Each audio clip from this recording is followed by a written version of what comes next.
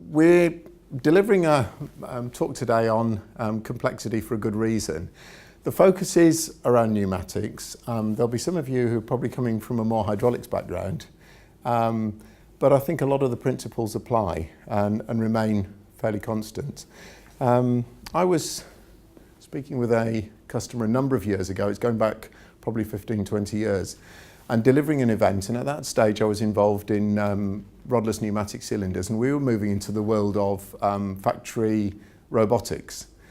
And a lot of our customers were reluctant to adopt the technologies and finding it a little bit difficult to deal with. So we were running training sessions and we were involved with this customer, and just asked for a show of hands in the room and said, how many of you guys are electrical by bias and how many of you mechanical? And in a room of 18 people, 18 hands went up for the mechanical bit. And I said, well, is there anyone in your company who's involved in control? Because it's, you know, it's quite important.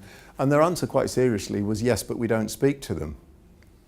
Initially, I thought it was a joke, but it wasn't. Probably wouldn't take a genius to work out how the project went after that. And actually, the company doesn't exist anymore. And hopefully now, gone are the days where people say, I'm hydraulic, I'm a controls guy, I'm pneumatic, I'm electromechanical. I think we live in a world where the technologies are mixed up. You only need to go around the exhibition centre at the moment, and I think you'll see just about every mix of technology, not just fluid power, but all of the stuff that's kind of related to it, the monitoring, the diagnostics. There are people who are showing some of the technologies based around hybrid drive systems. There are people who are showing safety-related stuff. And we're living in a world now that's got increasing rates of challenges on what we're doing.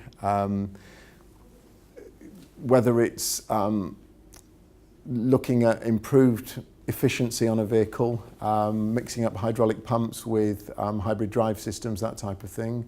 Whether it's looking at improved safety or whether it's looking at tracking in production. All of these things are coming much more to the fore. So what we've done is looked, particularly today, it's complexity in pneumatics, what we've got going on there for a reason, but also a lot of that will link to the world of hydraulics as well. Anand is our application specialist with a control background, I guess officially in pneumatics, although going back further it's hydraulics as well, and doing a lot with PLC programming and that type of thing, and a lot of our other vehicle control systems. So he's going to deliver the talk and I'll hand over to him now. Thank you.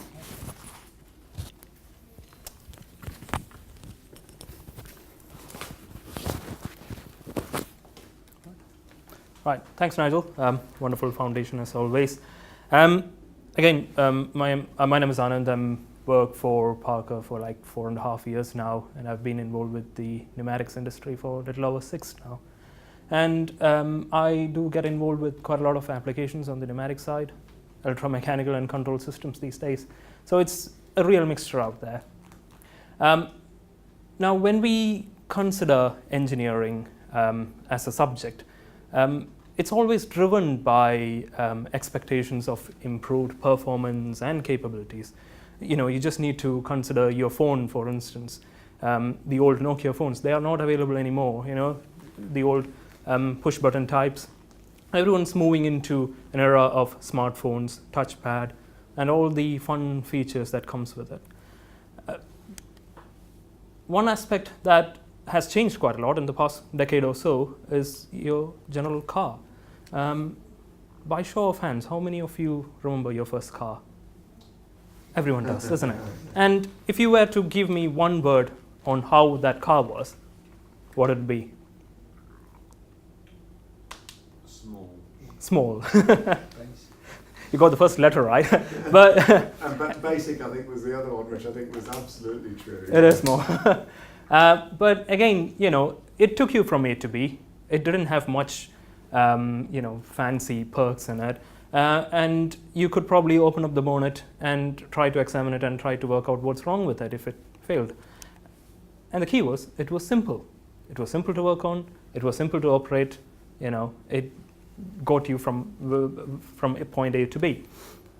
Now, the cars these days, it comes with a lot of perks. You know, it's all the safety systems such as ABS, airbags, seat belts, comes with efficiency, tracking lanes, reverse parking, and then what has actually happened is it has become more and more complex.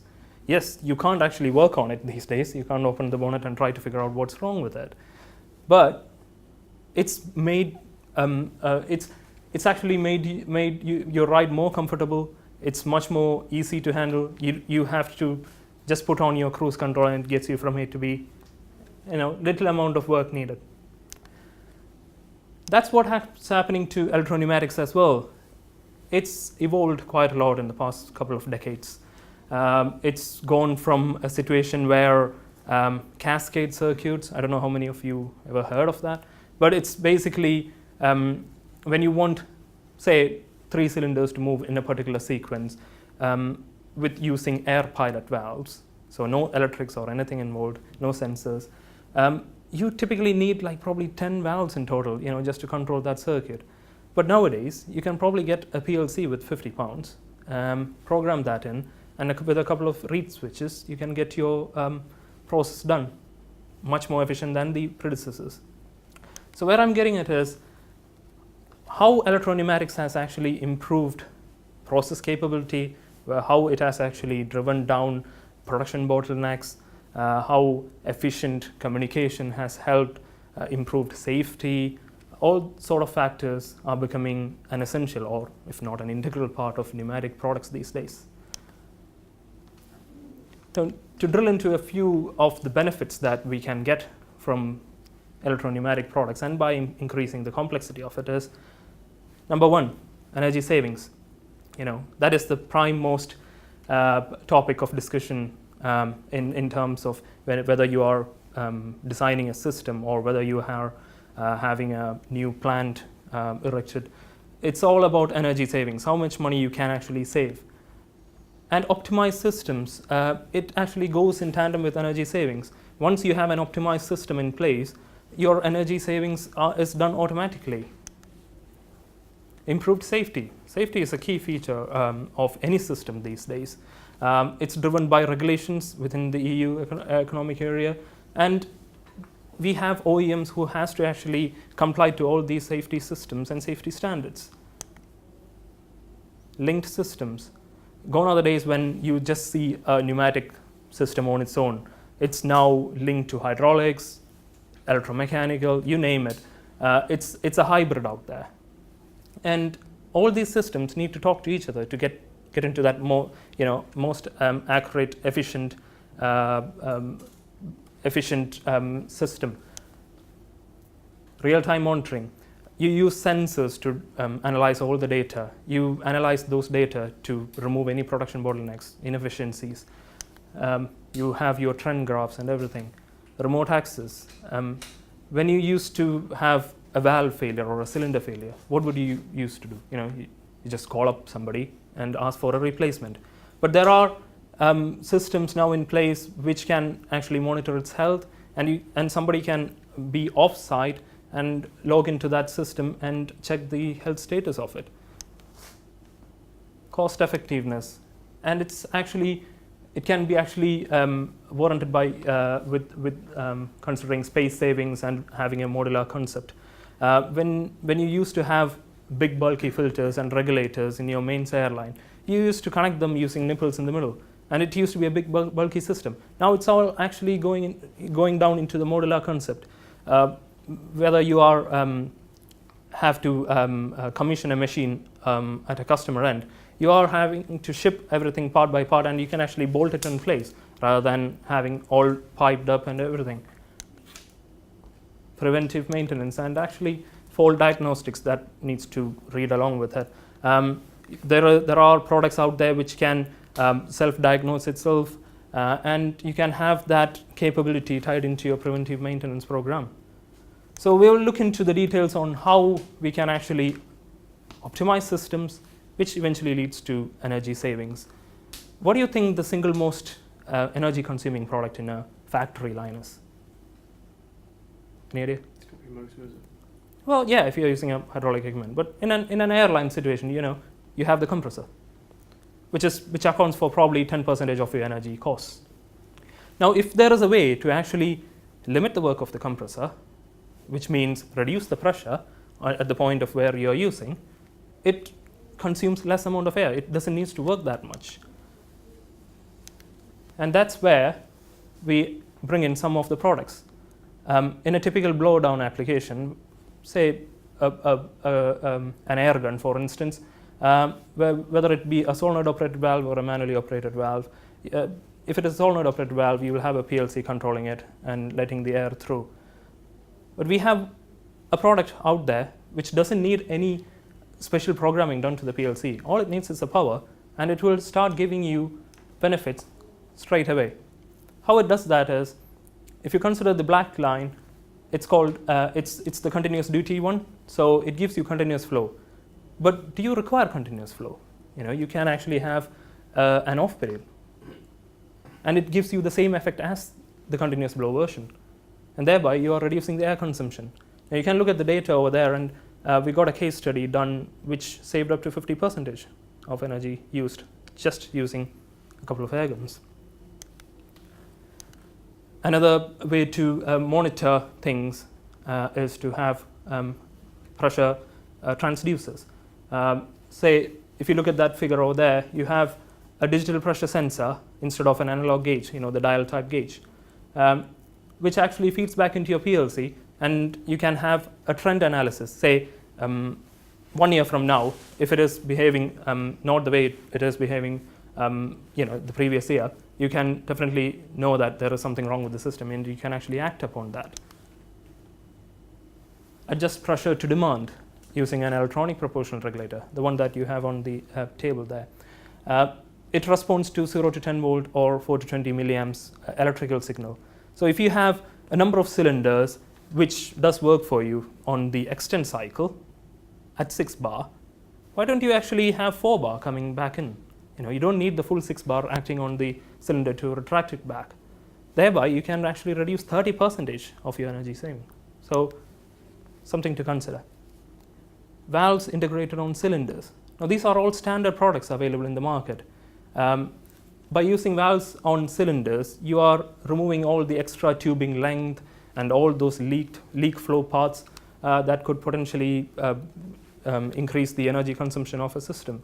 So, and the other benefit is that when you have the valve on the cylinder, your response to the system is much better. The cylinder responds so quickly. So, another point to energy saving.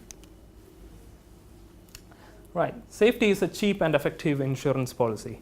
I'm sure at workplace and any systems that you guys are involved with, it needs to be safe. It's a part of the regulation, but it's good to have a safe system, which increases value to the system. If you imagine a cylinder which is extending using a general Phi 2 valve, how would you, if in case of an emergency situation and if you want to stop the cylinder, how would you normally do that? You could control the valve, isn't it? But what if there was something called a dump valve in your air preparation equipment? That's solenoid controlled. So once you hit the emergency stop, the solenoid gets activated and it dumps all the air in the system. Now, how do you know if it has actually dumped all the air in the system? Because that could be assembled to an air preparation unit, which is maybe 10 meters away from the equipment. Now, for that, we employ a switch into the body of the dump valve. So, the dump valve contains a magnetic spool, and as soon as it dumps all the air, the switch gets activated and tells your PLC. Now, you could argue, what if the switch fails?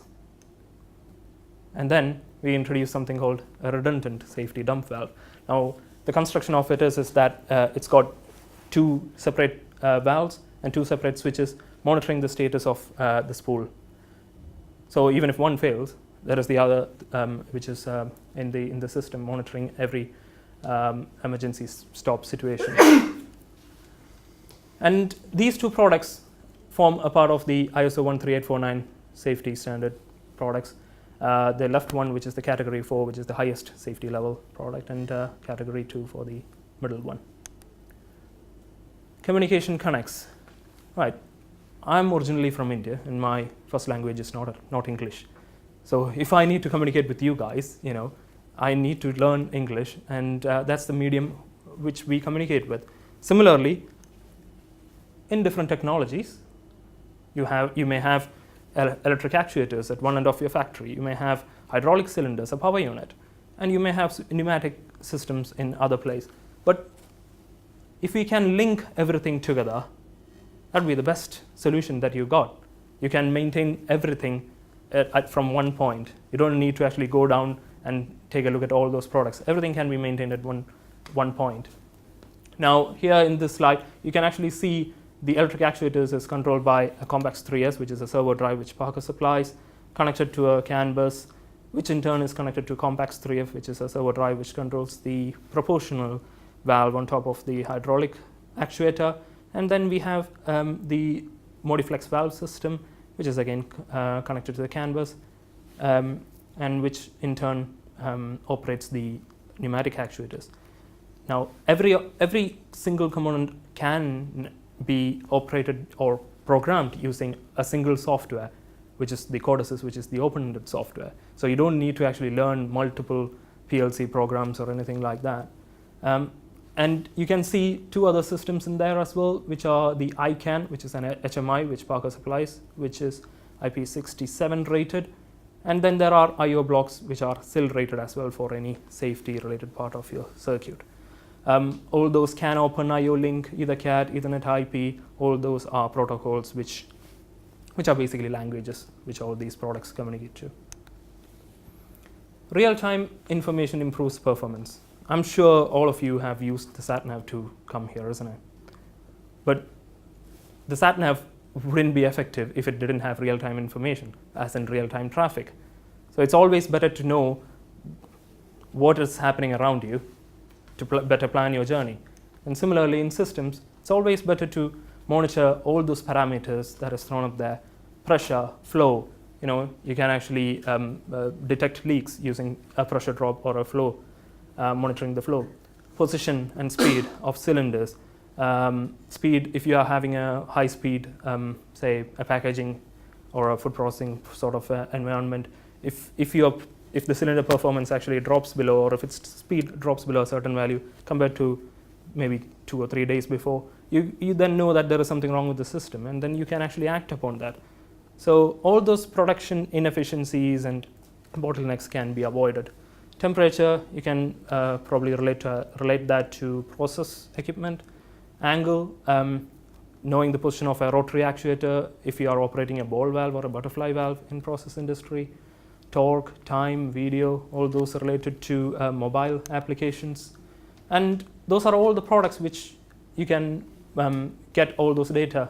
So the one on the far right is a video camera which can be linked to the iCAN display unit, which Parker's displaying in the store now. Remote access opens the door to improved support and online possibilities. Like I said before, if a component fails, you have to actually call a local distributor or somebody to come and have a look. And if it is a fault that can be fixed, you have to wait for the technician to come and fix it for you. Again, it's lost time. It's so much downtime on your equipment. Why need that? You have all the data when you actually implemented a complex system. You have all the data. Why don't you put that in the cloud, which then goes on to Industry 4.0 techniques? All those data can be monitored. There is a valve which monitors its health and then tells the ERP system that its life is up, so it's time for ordering a replacement valve. This is going to make all this the factory into a smarter sort of environment. Not only just factories, you talk about mobile systems as well. And one way to realize Industry 4.0 is to have field bus incorporated to your pneumatic products.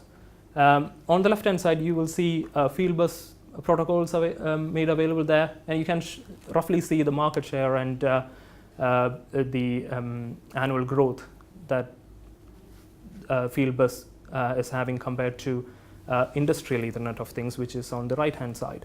As you can see, the industrial Ethernet of things are industrial Ethernet is having a higher growth compared to field bus, mainly because industrial Ethernet can have high speed of processing, and it's much more cheaper than compared to field bus in terms of buying connectors and the cables and everything. And moreover, it lets you be more flexible, and you can have multi-access systems when you have a high-speed industrial Ethernet system. It's not about how much money you make, it's how you save it. It's something that we can actually relate to our industry. You need to start saving money.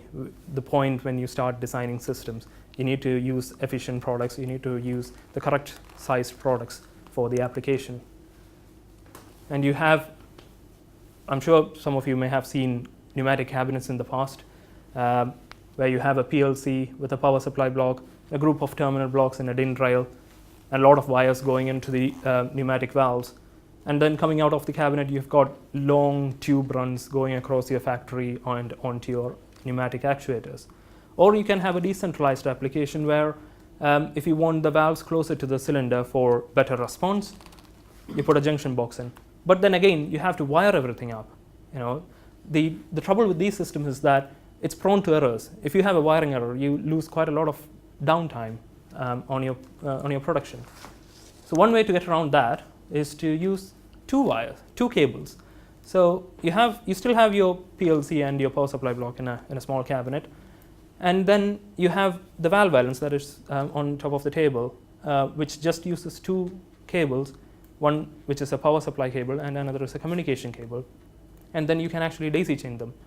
And you can have all your process IOs going into the same valve island, and thereby limiting all the extra wiring that you require. The other slide talks about why do you need a PLC? Because PLCs are becoming a part of the communication module these days. Again, it all talks about how modular these systems have become, and you talk about space savings and all the cost benefits that comes with it. So, in the future, you can see all these valve blocks coming out of the traditional control cabinets, and you don't need to spend so much money on big control cabinets unless you have HMIs and other sort of bits. But the point is, it's reducing setup times. It's IP65 and 67 rated for some valves, and it can be used in a wet sort of environment. So why do you need all that big, chunky control panels? Just go with a modular concept. Right. We are getting into the diagnostics part of the presentation. The cliche dialogue: prevention is better than cure. You really don't want to be on the top of that slide where you have to replace the whole equipment when you have a breakdown or a catastrophic breakdown. All you want is to have a perfectly timed preventive maintenance program, so that you can have your shutdown period and replace everything that needs to be done. However, the valves and products these days, they are capable of having supply voltage monitoring, valve status monitoring. So if a valve doesn't actually switch on there, if in case of any fault, it will tell your PLC that, well, hello Mr. PLC, I haven't switched. So again, communication monitoring, which monitors your bus network, gateway monitoring through configuration software. You can actually access the condition of that valve remotely using your smartphone. It's all going into that niche sort of way that the thermostat in your home can now be controlled using your phone. Similarly, it's getting like that. Everything can be diagnosed using your smartphone. You go into over temperature and over current warning systems from valves. And then there are valves which gives you the number of spool movements it has done. Typically, maybe your valve does a million cycles, and these counters actually go back to your PLC and tell that, okay, the life is coming to an end, you have to replace me. And that ties in with predictive maintenance, which is high up the chart on Internet of Things. All these health status checks are going back to your PLC and telling your ERP system that it's all needs replacement. And then again, you don't really need to depend on your preventive maintenance techniques where you have to actually shut down everything. It's really timing that right for you. So yeah, in conclusion, I just hope that I provided some clarity onto why complex pneumatic systems can be helpful in your day-to-day applications. All right, thank you. Thank you.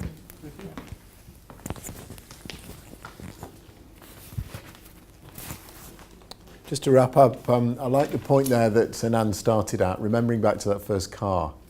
It was a Mini in my case. Didn't have any brakes to speak of, or when you wanted the brakes, they kind of need notice. You had to pump them up because there was always air in the brake system. And but it always got me there because I could fix it. I understood just about everything on that car. It was so simple. It wasn't particularly reliable, wasn't comfortable, but I could keep it going. And actually now we see a system, we see cars where, as Anand said, you open the bonnet and most people would struggle to understand what's underneath.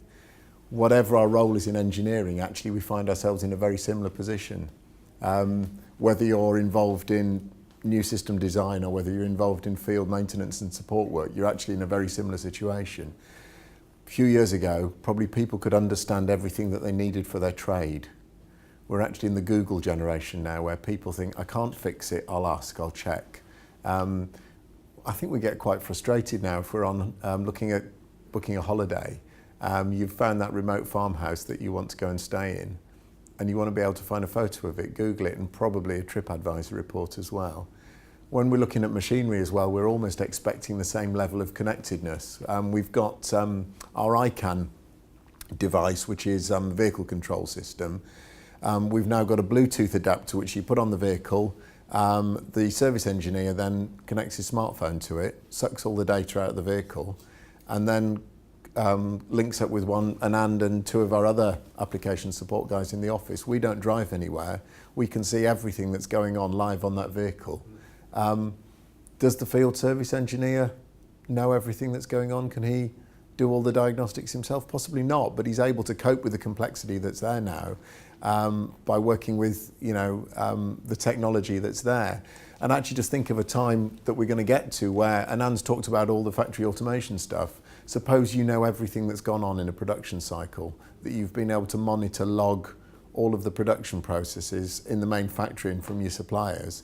And then when you link up with the vehicle by an electronic device, you're able to know how it was produced and its history as well. That's the world that we're getting to. Yes, it's more complicated. Yes, it's more difficult. But actually the opportunities that it gives us to address the technical challenges that we face in terms of safety, fuel efficiency, new vehicle design, or factory production processes, it's all there. And it's been, I think, hugely to the credit of the NFPC that we've seen over the years that they've begun to adopt all of these new technologies into what they're doing. And that's why we've been an enthusiastic part of working on the course material with them as well. So thank you very much. Thanks for coming along, and look forward to seeing you again. Enjoy the rest of your day. Thank you.